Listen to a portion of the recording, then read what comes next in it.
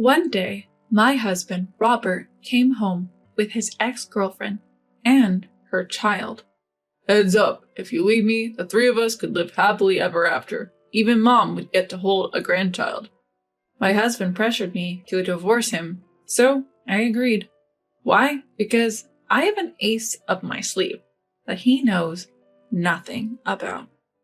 I can't help but look forward to the look on his face when he finds out. The anticipation is just too thrilling. My name is Amelia. I'm 35 years old. I've been married to Robert, who is 5 years my junior, for 3 years now. We don't have any kids yet. After a while into our marriage, my mother-in-law became pretty pushy and wanted a grandchild. Amelia, you've been married for 3 years, right? When will I see a grandkid? How much longer do you want to keep me waiting? Lately, she's been rushing me with a phone call every other day asking if a grandchild is on the way yet.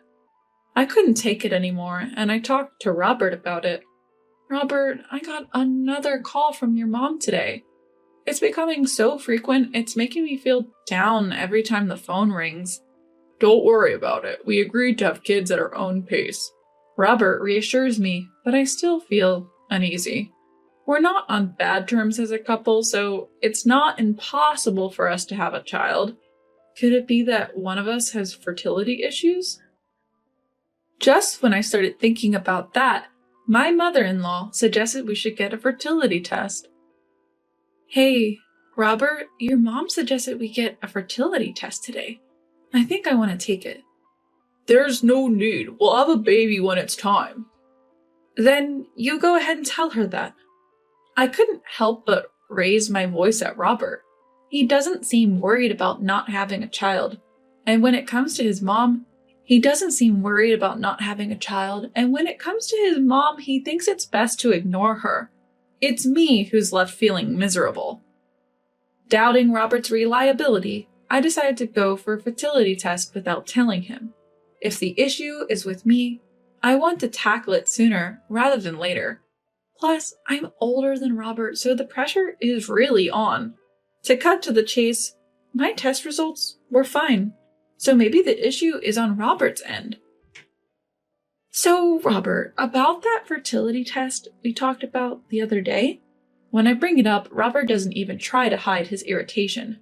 Really? This again? Haven't I told you I'm sick of hearing baby, baby? Makes me not even want to try for a kid. Let's drop it, okay? Robert shuts down, not willing to hear me out. All I wanted to do was share the test results. Why is he so angry? I don't want this tension hanging over our relationship. Ultimately, I decided to keep the test results from Robert. Ignoring my feelings, my mother-in-law calls. Amelia, what's happening with having kids? I hate to say it, but at your age, your window is closing fast. Could it be your age that's the problem? I wanted to say I'm not the issue, but that would mean indirectly pointing the finger at Robert. That would surely get back to him. So I hold my tongue, enduring her remarks.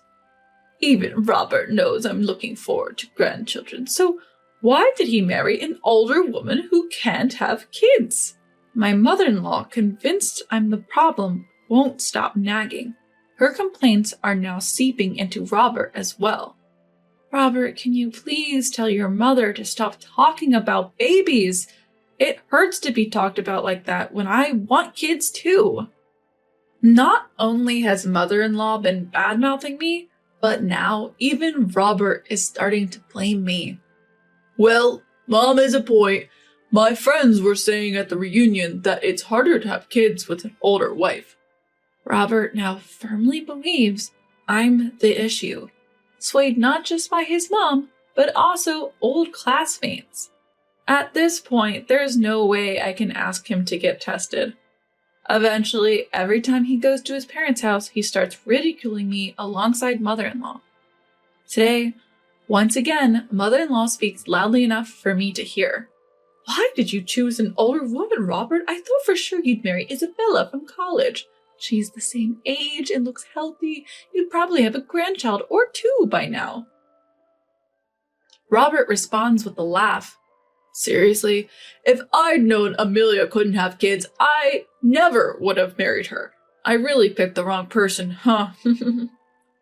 Ever since then, my trust in Robert dwindled.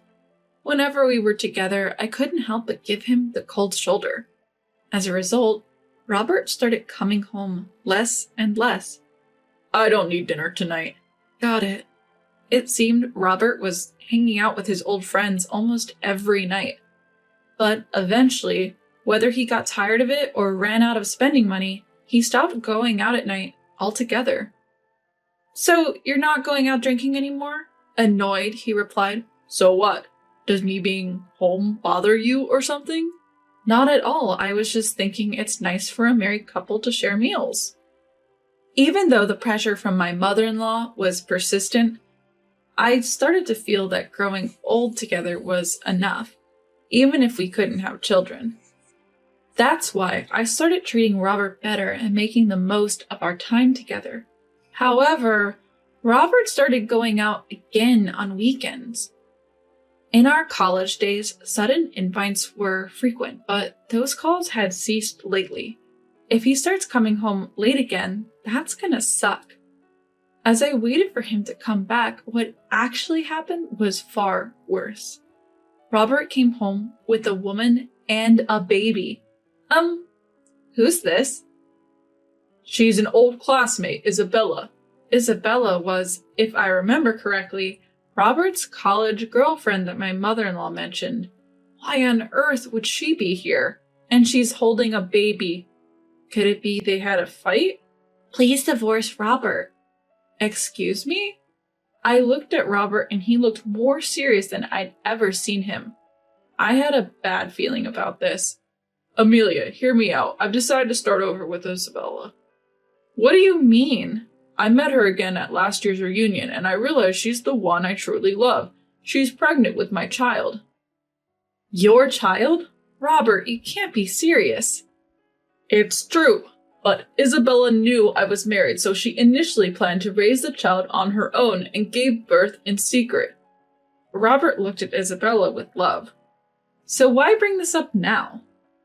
Isabella humbly replied, After seeing my child's face, I just wanted a normal life for them. I didn't want them to grow up as a single mother's child, but to be loved by both parents. How selfish. I get it. It's selfish, Amelia. I'm sorry for taking Robert away from you, but this child really needs a dad. Amelia, that's how it is. Then Robert chimed in. Look, I've always wanted a kid too. Everyone wins if you just let me go. So will you divorce me?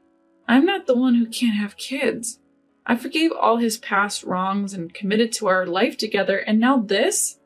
Something inside me snapped. Fine. I agreed to the divorce. By the time I realized it, the words were out of my mouth. Hearing that, Robert leaned in, looking pleased. Thanks. I knew you'd understand, Amelia. So when can you move out? It seemed they couldn't wait to kick me out and start their new life in this home. How utterly self-centered. If that's what you both want, I can leave immediately, but I have a condition. You both have been dating since last year, right? You're aware that you're cheating. Well, we couldn't help it. We reconnected at a reunion and couldn't stop our feelings. I feel the same way. Isabella sparkled in agreement. I think the fact we've conceived proves that we're blessed. Happy-go-lucky, both of them. It's terrifying that they think I'd be okay with this. Good. I'm glad you admit to the cheating. Now I can cleanly claim compensation in the divorce. Upon hearing this, Robert and Isabella went pale instantly. Compensation? Are you a demon? You plan to take money from us while we're raising a child? Exactly. You've never had a child, Amelia. You don't get it. I have no intention of listening to either of you, I said coldly and in a low voice. I don't care about your circumstances. If you cheat behind my back and then unilaterally demand a divorce, it's only fair that you owe me compensation. Monster! Devil! Heartless woman! They shouted and screamed, spit flying. Ignoring them, I went in for the kill. If you can't afford to pay, why not ask mother-in-law? She's been dying to see her grandchild. She'd probably be happy to help. You're right. Mom will definitely help us out. Seemingly reassured, they agreed to pay me the amount I demanded. Of course, I also tacked on the cost of my accommodation until I could find a new home. To avoid future complications, I made sure they signed an agreement. Shall we go tell mother-in-law right away? Yeah, Mom will be so thrilled to finally have a grandchild. Ignoring my presence, Robert and Isabella excitedly discussed their new life. Later, when we visited mother-in-law at her home, we told her the whole story. Then mother-in-law exclaimed with surprise, "Robert, well done! I told you so, didn't I? It's better to marry a classmate. I always thought you and Isabella would be a better match than that old Amelia." Turns out my mother-in-law is just like Robert and Isabella. They only think about themselves. Soaking up mother-in-law's praise, Isabella is over the moon. "Mother-in-law, thank you. Now, let me hold that long-awaited grandchild of mine." Robert stopped mother-in-law as she immediately moved to hold the baby. But there's a problem. Amelia is demanding a settlement. What a greedy woman! She says it's a condition for the divorce. Isabella and I want to be together as soon as possible and let you hold your grandchild, Mom. Robert, you're such a kind son. I'm proud of you. But we're going to need money for raising the kid. We can't make ends meet if we pay the settlement. Mother-in-law then smiled warmly at them. "If that's the case, leave it to me. I've saved up some money for my grandchild. Use that to pay off the settlement." Thank you, Mom. "Thank you, mother-in-law. Now let me hold the baby. Oh, how adorable. Those eyes are just like Robert's when he was a baby." To an outsider, they look like 3 happy generations of a family, blissfully unaware that it was all a facade. Here's the amount for the settlement. Oh, and let me give you this as well. When I showed the document, mother-in-law instantly frowned. "What's this?" "These are the results of my fertility test. I thought you all should know the truth." I showed everyone the test results. "No problems, then why haven't you had children yet?" Smiling widely, I answered mother-in-law's astonishment. "Could it be because the issue was with Robert?" What are you talking about? He clearly can have kids, right, Isabella? Yes?" Isabella was visibly flustered. For the clueless people, I gave another hint. "When did Robert reunite with Isabella at the reunion?" It was last year, so about 6 months ago. Mother-in-law pulled out an invitation postcard from the drawer. Yes, indeed, 6 months ago. Wait. It seems mother-in-law finally caught on. Hold on. You guys met again at the reunion, right? Yeah, it was the first time we had reunion in like 10 years or more. And yet, Isabella has already given birth. The timing doesn't add up. Sensing that she's been caught by her mother-in-law, Isabella starts making excuses. "Oh, well, this baby was born much earlier than his due date." How many months old did you say he is? To mother-in-law's question, Robert proudly responds, "He's just 1 month old. He's going to get cuter and cuter." Then mother-in-law says with a stern face, "So that means he was in Isabella's belly for less than 5 months?" What? Isn't that how pregnancy works? Don't be ridiculous. Pregnancy lasts 40 weeks, which is basically 10 months. A baby being in the womb for only 5 months doesn't make sense. Mother-in-law, filled with anger, confronts Isabella. "What is going on here, Isabella?" Realizing she can't talk her way out of this, Isabella finally comes clean. "Fine, the truth is the baby isn't Robert's, but at this point, who cares? He's a cute baby. Doesn't that count for something?" Hearing this, mother-in-law shouts at Isabella, "Don't joke around. What I want is Robert's child, my own flesh and blood. I will never accept a child from some stranger." Robert seems to finally grasp the situation. "Isabella, you lied to me? You said we were soulmates, that God gave us this baby." Enough of this. I'll tell you the real story. Isabella starts to speak her mind.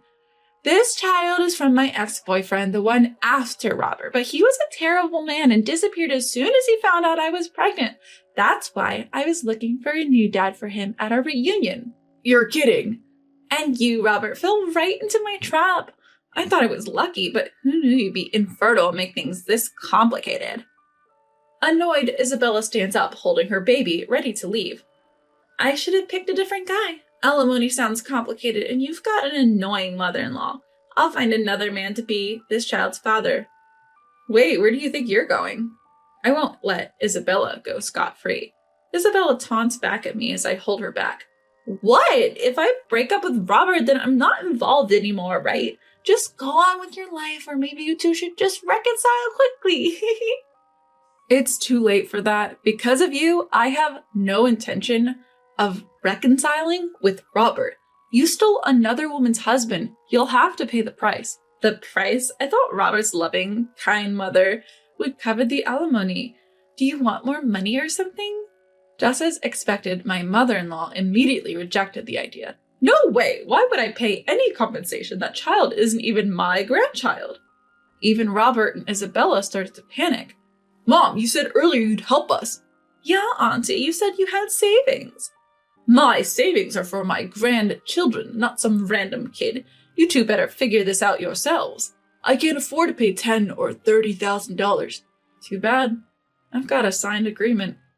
Then Robert tried to sweet-talk me. Look, Amelia, we've been doing just fine without kids. Can't we just start over? I already told you, I have no intention of starting over with you. If you fail to pay, I'll take legal action. You can't be serious. We've been doing well so far. Who ruined that? You did. Before I knew it, I was yelling at Robert. I thought even if we couldn't have kids, we'd still be happy together. But you listen to your mom, cheat on me, and the kid isn't even yours? You're pathetic. Then can't we just be happy from now on? Shut up! I will never get back together with you. Go live your life with your dear mother. You and I are now strangers. Amelia, you can't be serious. Ignoring his pleas, I left Robert's family home. I'll never come back here. I quickly packed up my things and moved out. Robert doesn't know where I'm going, so I'll never have to see his face again. Soon enough, I started a new life in a rented apartment. Maybe it was the mention of legal action, but Robert and Isabella did end up paying the compensation. I didn't have to worry about money. I have no idea what became of them. The payments came from separate accounts, so they must have broken up. As for whether Robert remarried, I don't know, but it's certain he still has no kids. His mother will likely never hold a grandchild or use her savings. It does make me feel a bit sad for her. A year after leaving Robert, I was proposed to by a coworker. We now have 2 children, and our family of 4 is happily living life. From here on out, I plan to fully enjoy this newfound happiness with my family.